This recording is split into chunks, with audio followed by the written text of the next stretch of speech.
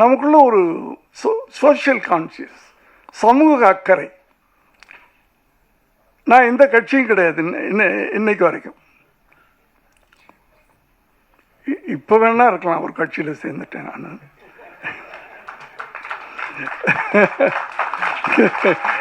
இந்த 2 வருஷத்துக்கு முன்னாடி வரைக்கும் இப்போ நான் தாவேக்கா இல்லைன்னு சொல்ல, 2 வருஷத்துக்கு முன்னாடி வரைக்கும் நான் எந்த கட்சியிலும் இல்லை. ஆனால் எனக்கு அறிஞர் அண்ணாவை பிடிக்கும், பெரியாரை பிடிக்கும், கலைஞரை பிடிக்கும்.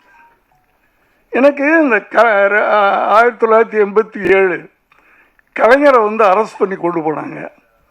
எனக்கு கஷ்டமாக இருந்துச்சு.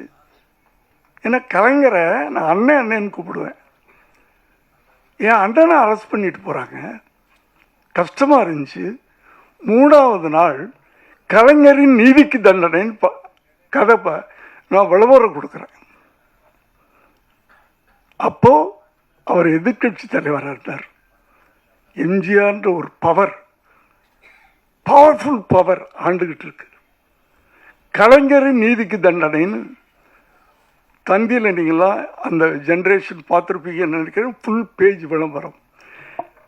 ராதிகாவை கூண்டில் நிற்க வச்சு கலைஞரை ஜெயிலுக்குள்ளே போட்டு கலைஞரின் நீதிக்கு தண்டனைன்னு படம் எடுக்கிறேன்.